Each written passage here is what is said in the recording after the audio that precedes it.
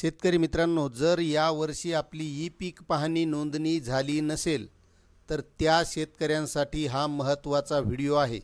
कारण यावर्षी अतिवृष्टी झाली होती. अतिवृष्टीमध्ये शेतकऱ्यांचं नुकसान झालं होतं आणि ते नुकसान असेल, पीक विमा असेल किंवा इतर बऱ्याचशा योजना आहेत, त्या योजनांसाठी आपल्या पिकांची ई पीक पाहणी करणंसुद्धा तितकंच गरजेचं आहे. मात्र अतिवृष्टी असेल किंवा ते ॲप न चालल्यामुळे ज्या शेतकऱ्यांची ई पीक पाहणी झाली नसेल त्या शेतकऱ्यांना आता आपल्या पिकांची नोंद करता येणार आहे. त्यामुळे तुम्ही जर आपल्या चॅनलवर नवीन असाल तर चॅनलला सबस्क्राईब करा, व्हिडिओला लाईक करा आणि जास्तीत जास्त शेअर करा. तर बघा मित्रांनो, ई पीक पाहणी नोंदणीपासून वंचित राहिलेल्या शेतकऱ्यांच्या पिकाची नोंद करण्याबाबत असा हा शासन निर्णय आहे. आता राज्यात 2021 पासून ई पीक पाहणी सुरू झाली आहे आणि आता यावर्षीचा जो हंगाम होता त्यासाठी 1 ऑगस्ट 2025 पासून सुरू झाली होती, ते 30 सप्टेंबरपर्यंत होती. मात्र त्यावेळेस हे काही जे ॲप आहे DCS, तर ते ॲप चालत नाही, शेतकऱ्यांना नोंदणी करता येत नाही, बऱ्याच साऱ्या अशा अडचणी येत असतात आणि त्यामुळे या नोंदणीची तारीखसुद्धा वाढवली होती.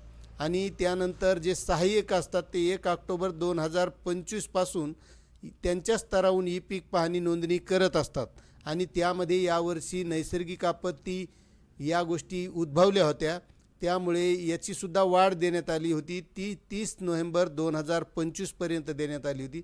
आणि तरी पण बरेचसे शेतकरी हे वंचित राहिले. त्यांना आता सोयाबीन विकायचं आहे, कापूस विकायचा आहे, मात्र जर 7/12वरच नोंद नसेल तर त्यांना विक्री करता येत नाही.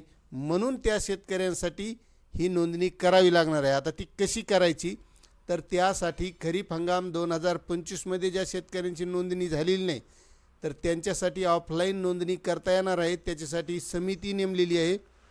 उपविभागीय अधिकारी हे अध्यक्ष आहेत, तहसीलदार सदस्य आहेत, गटविकास अधिकारी सदस्य आहेत आणि तालुका कृषी अधिकारी यासाठी सदस्य आहेत.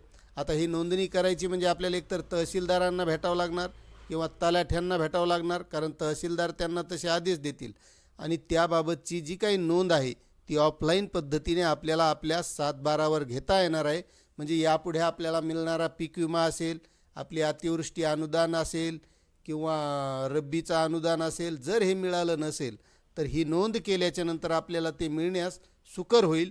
आणि आपला जो काही शेतमाल आहे तो नाफेडच्या माध्यमातून, CCIच्या माध्यमातून जे काही शासनाचे हमीभाव असतात त्या हमीभावात विकण्यासाठी आपल्याला याची गरज पडणार आहे. त्यामुळे जर नोंदणी केलेली नसेल तर करून घ्या. आणि हा सविस्तर शासन निर्णय वाचायचा असेल तर याची लिंक आपल्या डिस्क्रिप्शनमध्ये दिलेली आहे. धन्यवाद.